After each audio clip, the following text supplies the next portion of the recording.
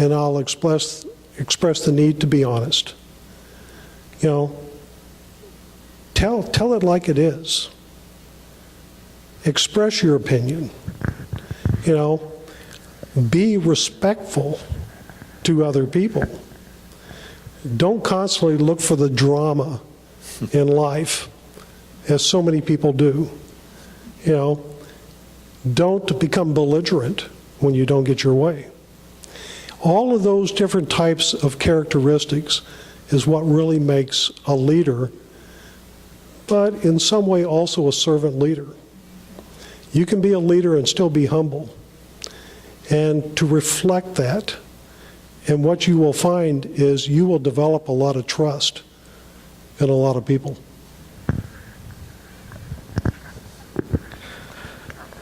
Well, first of all, if I didn't trust my employees, they probably wouldn't last with me very long, so I trust every single one of them. But that being said, every one of them has a position or a job to do. I just go, and I love to delegate because that's less I have to do. So, for example, I didn't tell Matt I was even going to be up here. Sorry, Matt. Matt selects all the hybrids and the seeds that we use. I've delegated to that. I completely trust him. I might ask him a few questions about it, but I don't even want to know about it because I trust him. So we have some other employees. I have another one. His first name's Steve. He takes care of the trailer trucks. Sometimes we have a discussion. We usually all get together every day, and we might go back and forth a little bit, but you know, I trust them. I have one story, and I hesitate to pick anyone out, but we have this one young lady that drives truck for us, and you talk about trust.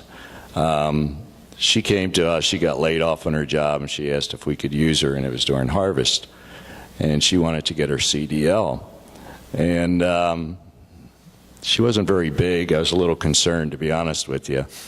But you know what? We gave her a chance, and I think Matt would agree. She can handle herself as well as any of us guys. Maybe not Clyde. Clyde helps us too. But she's really, really good, and she handles herself well. She dresses appropriately, and this goes for guys too. I mean, she does everything right, and she also has horses, so it's a good fit for us. So sometimes you can find an employee that's a really good fit that you might not be expecting, and she does a great job. By the way, her sister now has her CDL. She's looking for a job. If you have one, I'd highly recommend her. So, It struck me, and if nothing comes to mind for any of the three of you, we'll just move on. But it struck me, you know, sometimes trust deepens when someone makes a mistake, and rather than covering it up, owns up. And I would imagine every one of us in the audience here who, you know, we want to be more faithful employees, we've all made mistakes. There's no such thing as perfection. Might any of you have a story? You might not want to tell us who the employee is, depending what the mistake was, but might any of you have a story that comes to mind of a person that you actually came to trust them more deeply because of the way they managed or handled having made a mistake? Anything come to mind that you would share? we have a safety bonus program, and what that is each full-time driver is allotted a certain amount of dollars at the beginning of the year, and if they do not damage anything or break anything that would seem to be their fault, that money is theirs at the end of the year. So this opens them up for maybe not seeing everything that might happen, but I have some employees, as soon as they do something, it seems like they make a beeline for me to tell me what they did. I have a few that try and cover things up.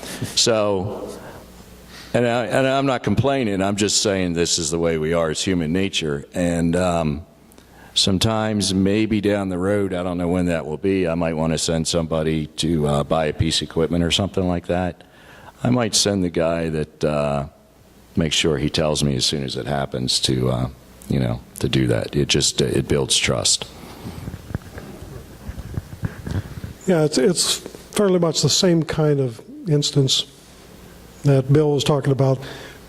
I want employees to bring the good news, but the bad news also.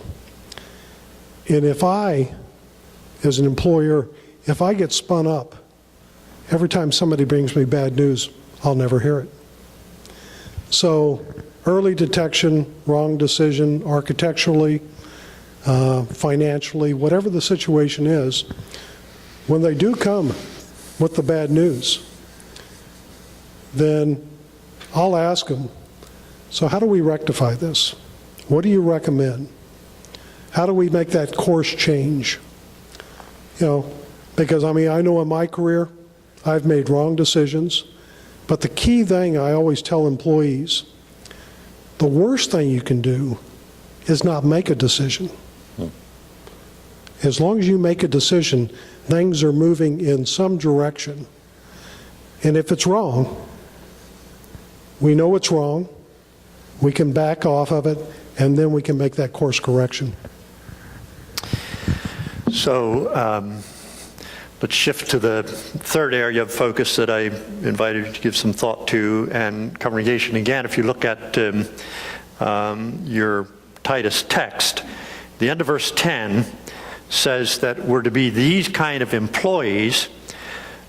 Here's what it says: so that in every way you will make the teaching about God our Savior attractive.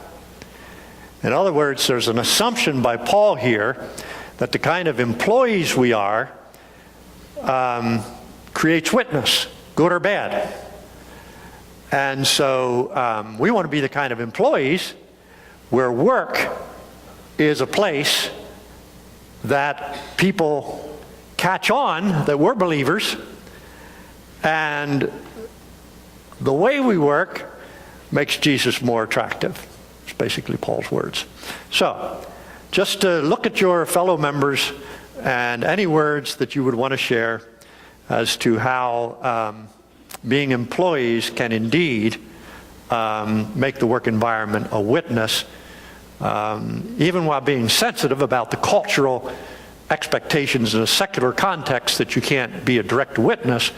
How can an employee have the kind of work make Jesus attractive? Any thoughts? I just made a list of a few things that came to my mind immediately. And our employees have done this. This is great. Think of others and help the others become better people on the work site. Of course, you will become better as a result, but help others. Think outside the box and be willing to share new ideas, not only to improve your role in the business, but help to improve the business. We love to have those meetings. We haven't had one lately, but where we just brainstorm. What are some new things we could do? And I believe as Christians, the witness comes out in that, and it did. Now here's some real practical things. Offer to work on a Saturday when no one else wants to work. Or don't let your personal cell phone control you. I have to tell that to myself too. Love doing what you do at your job, or else request a change to another job. It's not worth doing something if you don't enjoy doing it. And I was going to say, to be a good witness, we need to be a fellow Christian. In fact, when we started our business, somebody recommended you should only hire Christians. I'm glad we didn't, because I grew in my faith working alongside others. As I said, in a large corporation, being politically correct is very important.